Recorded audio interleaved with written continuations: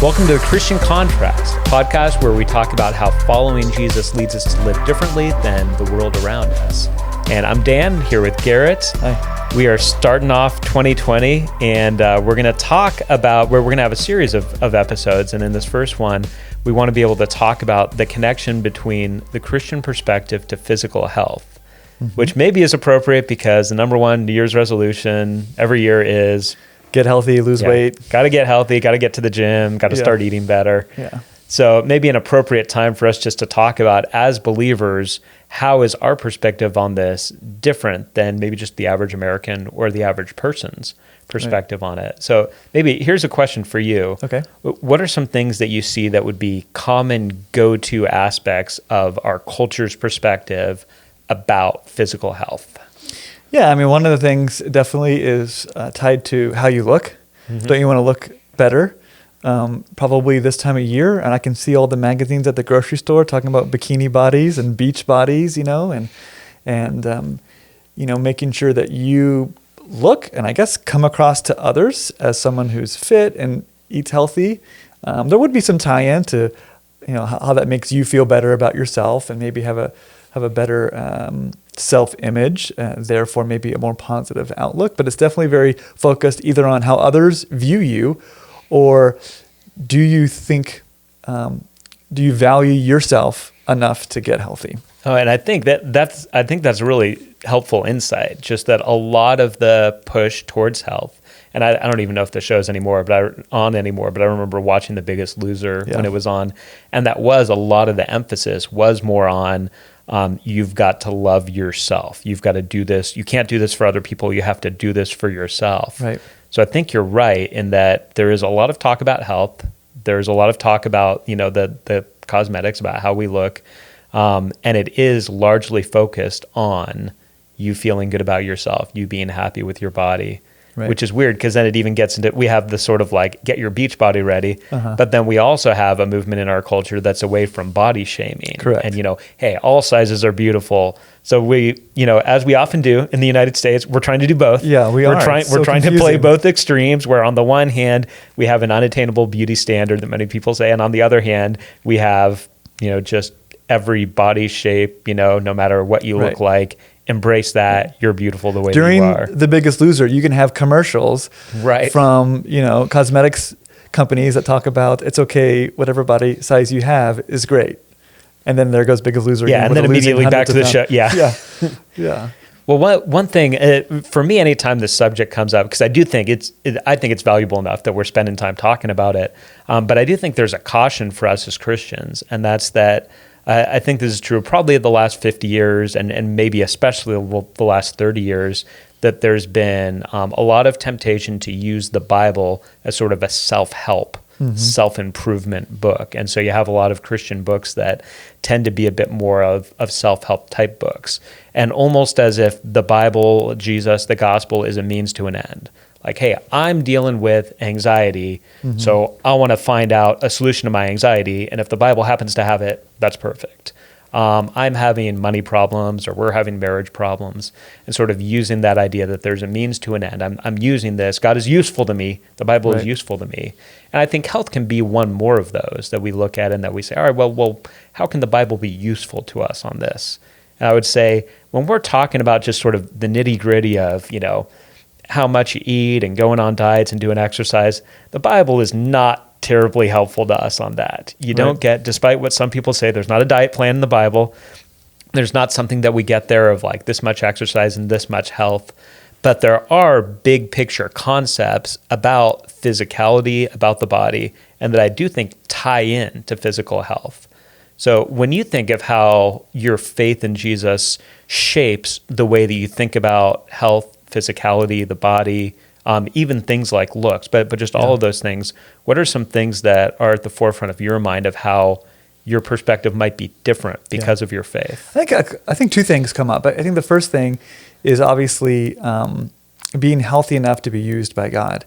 And that's not to say that there's diseases and there's disabilities someone have that they're physically unable to leave a hospital bed. But I think that it's a little bit different when we're talking about kind of preventable health situations that we Right. found ourselves in because of bad choices that we can no longer be used by God in the way that He might have intended. And that's usually, if we're talking about physical health, it's being physically able to go out and serve the kingdom, whether that's go on a trip, a mission trip, whether that's talking to someone for a length of time, serving in a way that's physical, that you have to maybe help build a well in another country, and God had intended that for you, but you found yourself unable to do some basic functions. And I think that there's even scripture, and I think the way that Paul lived his life, and the way that he sacrificed things so he could be used, kind of the one that's talked about a lot from Paul is like being married, that he saw that as a burden. I would assume that in the same way, being unable to perform, the actions and the mission that God has for you would also be seen as a burden.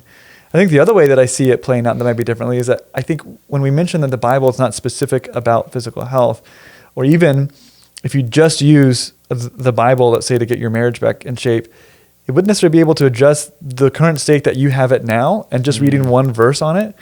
But I think getting folded into a community of believers in a church is where you see kind of the more broad assistance that you might need to get your life back on track in the way that God would have you intend to live. And so, you might not be able to find a diet in the Bible, but coming into a church and being part of a community of believers, you're probably going to find people who want to help you with that, who've gone through that route, and see your health and your physical health as part of discipleship, and you growing closer to God, and you being a better disciple of Him. Yeah, and I think especially the first thing you were talking about, that's a huge contrast, Christian contrast. Yeah. Where you think of what we were talking about with kind of the norm in the culture. You got to do this for yourself. Mm-hmm. You got to feel good about yourself. You got to have kind of the beach bod, or you got to be looking good. Versus saying, my life is about something bigger than me.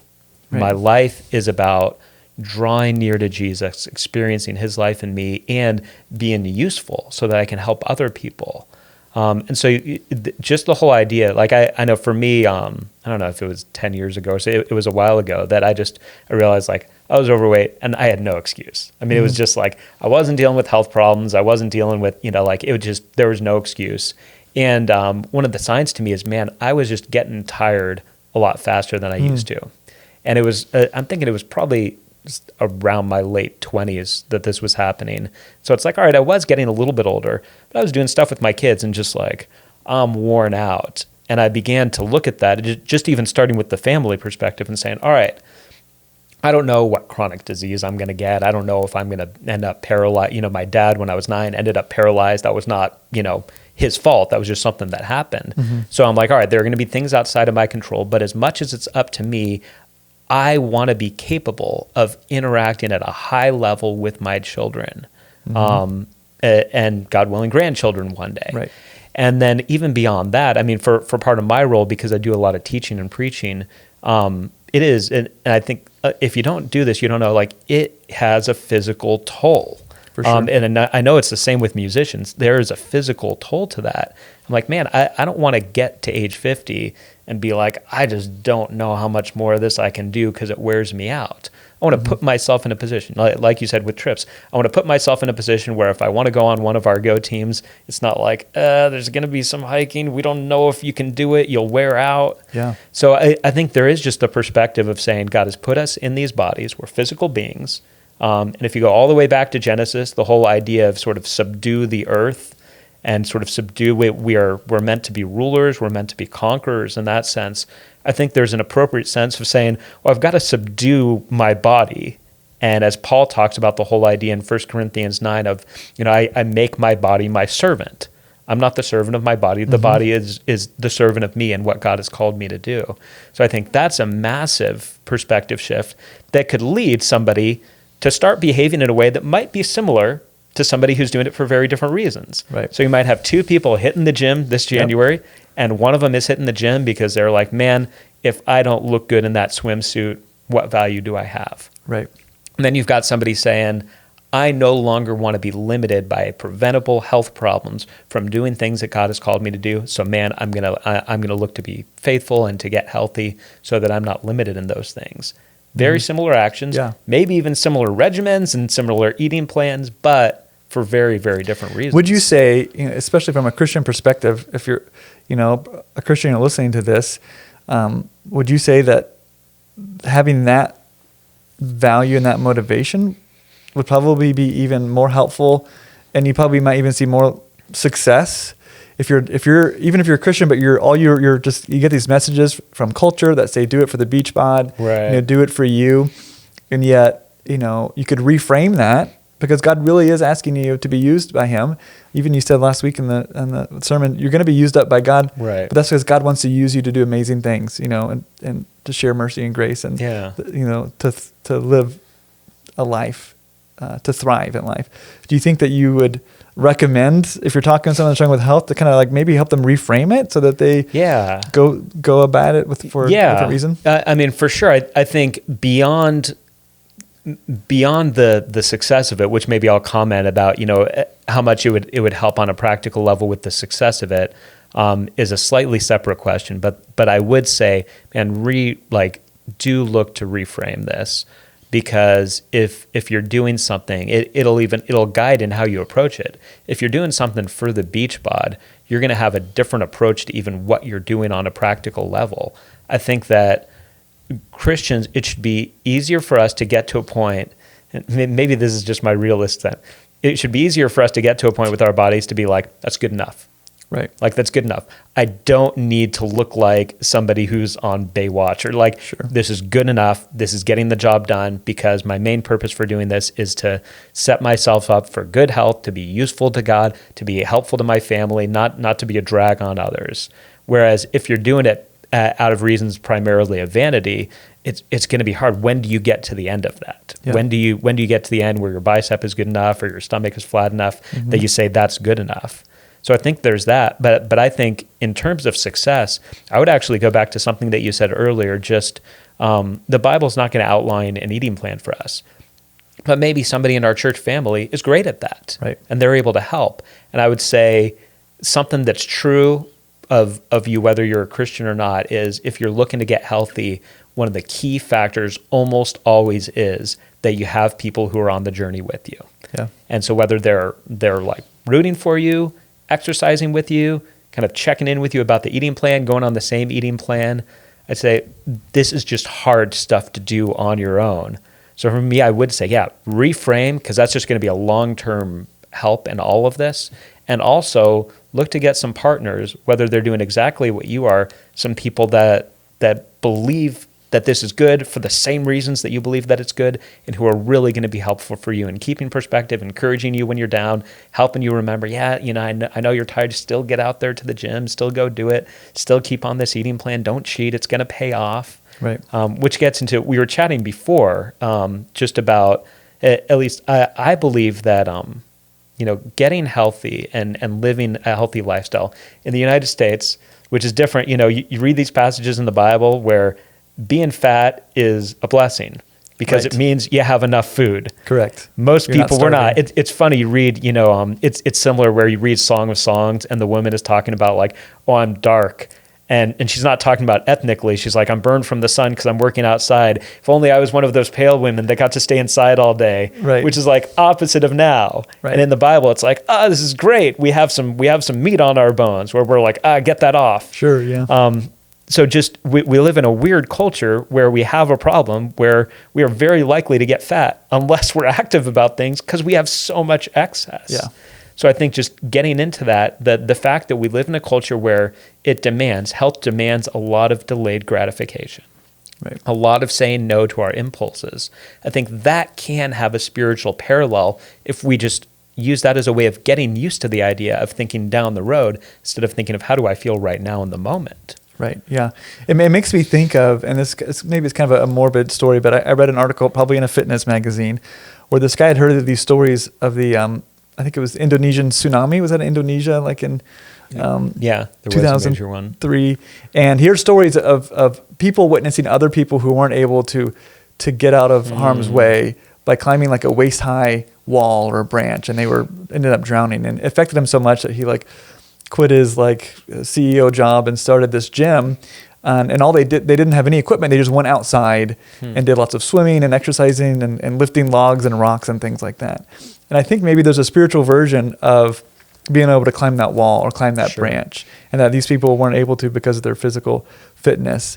That it takes daily choices in America, fairly difficult ones probably, of what you eat and how much you exercise, so that you can be ready to do what God needs you to do at a moment's notice, in some sense. For sure.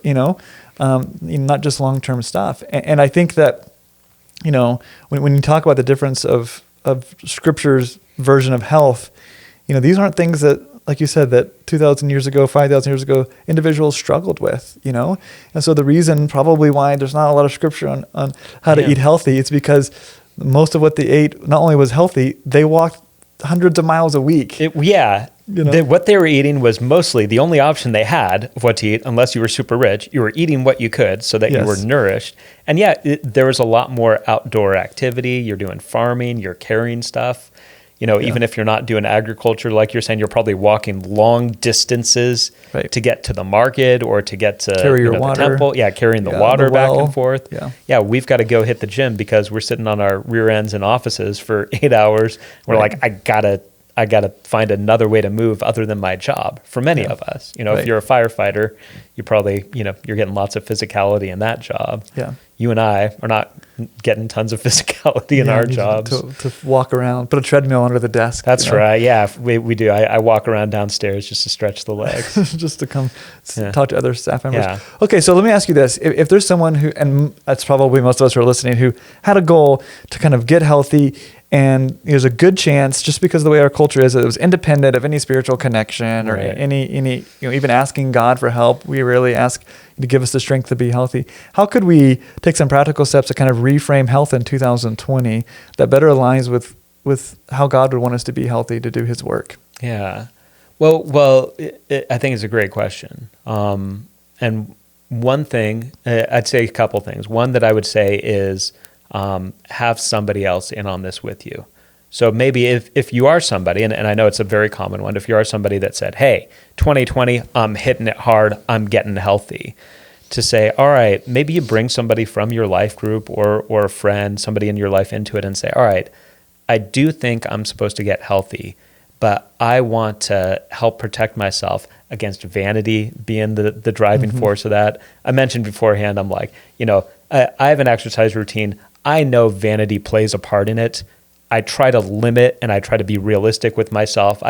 Some people are like, I don't care what I look like. I'm like, really? Yeah. So I would say, if you're able to sit with somebody and say, I don't want vanity to be the driving force. I don't want to be one of those people that get into an unhealthy situation where exercise sort of becomes my life. And at the same time, I also don't want to just fall off this and not do what I'm supposed to do. And so to have somebody to help you reframe it, to help remind you, here's why you're doing this, because that will help guide you on maybe you change your goal. Maybe you said, I need to lose 70 pounds. And then you look at it and you're like, I really don't. That's kind of vanity. Maybe I need to lose 50. And that will really be what helps me to accomplish the thing where I'm not getting exhausted. I'm not like, I can't go out to that Bible study because I'm just spent.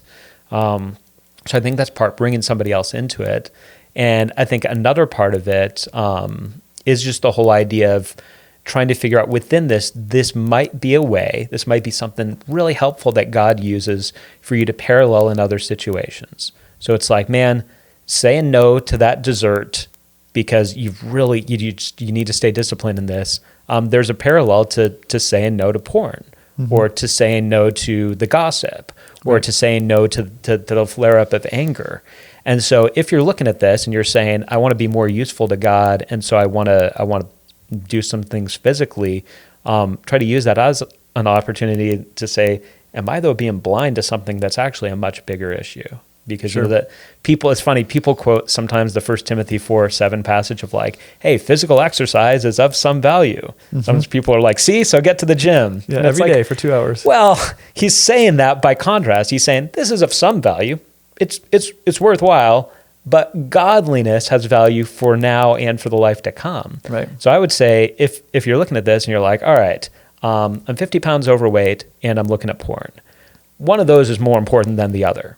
So I'm not saying forget about the gym, but I'm saying if you're bringing somebody else into this, make sure you're not neglecting a spiritual issue, and God willing, there will be a positive impact of. I'm saying no to this for a greater yes later on. Mm-hmm. I'm saying no to this for a greater yes later on. I'm practicing the idea of hope and of doing what's good now so that it pays off later. Yeah, absolutely. We talked about this. It's almost like, the spiritual discipline, whether it's patience, whether it's, abstaining from something, so something can be better later.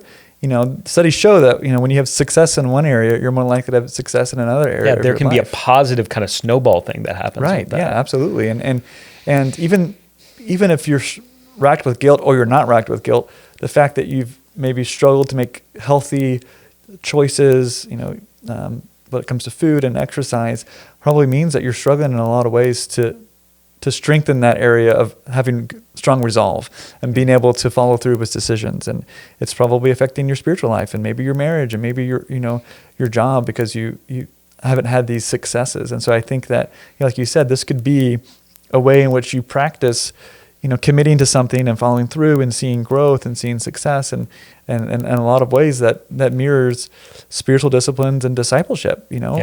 Like I guess in a lot of ways, reading the Bible through the all the way through in a year kind of mirrors staying healthy for a year and exercising regularly for a year, and that you'll see success more likely in both if you commit to both and do them. I agree. And I do think, I think when we get into all of that, there is a relationship between those things, and that we can leverage that, especially if other people are involved.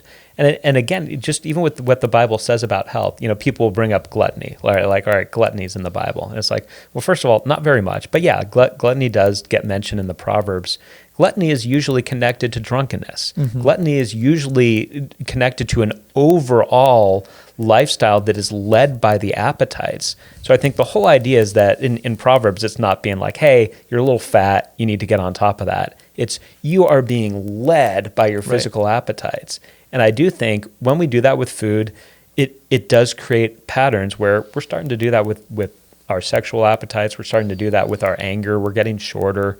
It's not 100%, but I do think, if we begin to look at this and say, I want my body to be my servant, and then within that, if we're saying, all right, let me just be realistic. What I'm doing at the gym, that's of some value, and I need to be in the scriptures. And so maybe even connect. Maybe you set up your routine and you say, I get up at this time, I read the Bible. I'm not allowed to hit the gym before I read the Bible. Mm-hmm. Or maybe you're like, I hit the gym and then read But to connect the two, to say this is part of the way that I want to orient my life, so that my life really is about saying, God, I don't want anything to get in the way of me being able to serve you in a meaningful, life-impacting way that you'd call me to do so. I don't want my health, my lack of knowledge of the Bible, the fact that I have some besetting sin. I don't want any of that to get in the way of me being as useful to you as I can possibly be. I love that. I mean, it made me think of, we have Go Team Sunday coming up around this season, and there could be people who, and we kind of talked about, who aren't necessarily physically able to go. You could sign up for one, that's months from now, and have the right motivation to get healthy. Because not only will be physically demanding, you're probably not going to be able to eat the same foods that you want to. And there could be a connection that you have with food that's overriding your ability to be used by God. And so by saying, okay, I'll go to Uganda or I'll go to Thailand in October, and I'm going to get ready for that. And both physically and both acknowledging my unhealthy connections maybe with the food choices that I make so that I can be used by God. And I think that would be probably a much better motivating factor than getting a beach bod ready for the summer. It's very true. It's a different reason why I look into the summer as an endpoint. I love that. Yeah. Well, one of the things, in upcoming episodes, where we're going to talk about kind of the connection with mental health or emotional health, which we haven't got into as much today, but we are going to get into because our bodies and our spirits are connected. There's lots of, the reason why Jesus was sweating like drops of blood was not because he had just exercised. It was because he was stressed out. David in Psalm 38 talks about how his guilt is like his bones are being crushed. Mm-hmm. So we do want to delve into that also. And I think that those could be helpful things for us to talk about with the connection to the body and also just with our overall way that we're approaching our relationship with God. Yep. But with this one, for those of you who listen, thanks for taking the time. I hope this was helpful. weigh in. That sounds funny to say, weigh in this time, but weigh in, especially on Facebook where we post all these episodes. If you have a comment, if you have a thought, if something was helpful, if you feel like there's something that was missed, we'd love to keep the conversation going with that. If you feel like you heard something good that you want to do and you're like, I do kind of need a partner on this, and you feel like you need a little bit of help with that, maybe we can help connect you to somebody who will help with that.